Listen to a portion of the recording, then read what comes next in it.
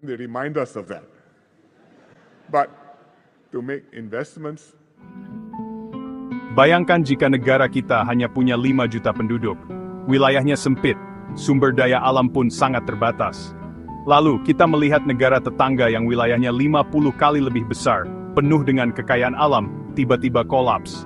Ekonomi mereka anjlok, inflasi melonjak, dan rakyat kehilangan daya beli. Negara itu terpaksa membuka pintu investasi asing selebar-lebarnya demi menyelamatkan ekonomi mereka.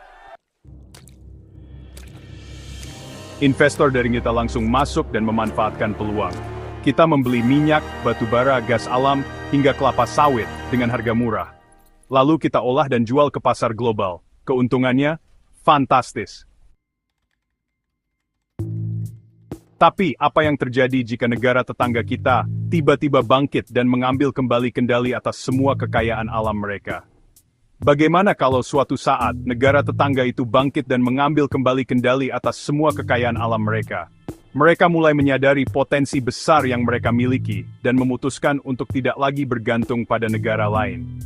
Dan ternyata, itulah yang benar-benar terjadi.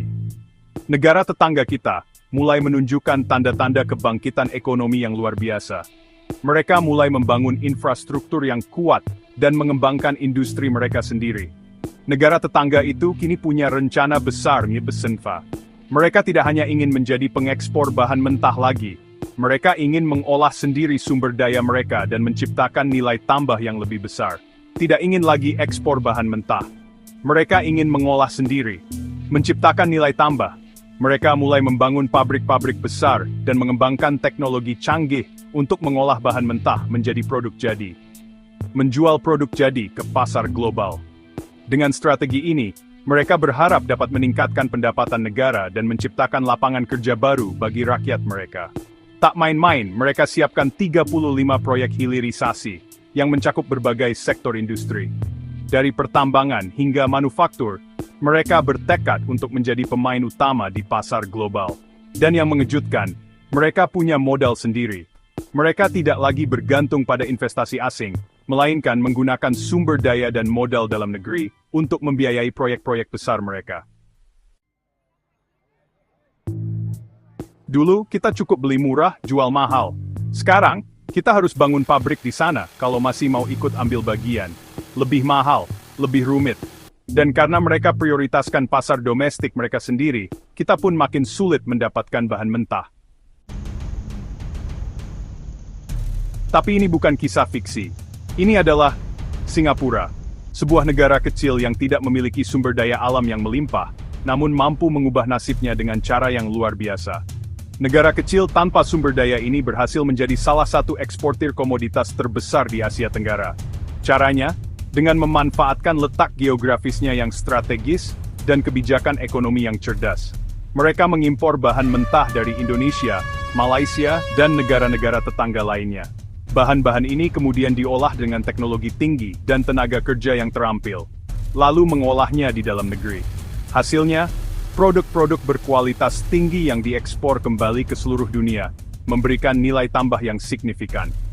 Produk domestik bruto per kapita Singapura adalah keempat tertinggi di dunia. Ini menunjukkan betapa suksesnya model ekonomi mereka. Rata-rata pendapatan sekitar 13 juta rupiah per bulan. Kehidupan di Singapura mencerminkan kemakmuran dan stabilitas ekonomi yang telah mereka capai. Sementara kita masih jadi pemasok bahan mentahnya. Ini adalah pelajaran penting bagi kita semua tentang bagaimana kebijakan yang tepat dan inovasi dapat mengubah nasib sebuah negara. Tapi sekarang giliran Indonesia yang bangkit. Kita juga sedang menjalankan strategi besar hilirisasi.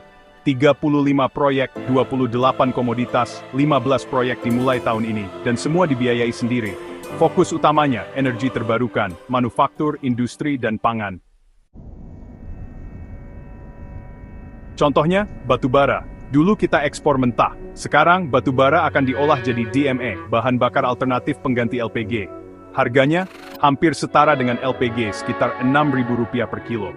Cadangan kita, 30 miliar ton. Sayangnya, proyek ini sempat lambat karena banyak hambatan birokrasi, mafia energi, tekanan LSM. Tapi pada 24 Januari 2022, Presiden Jokowi memutuskan lanjut terus.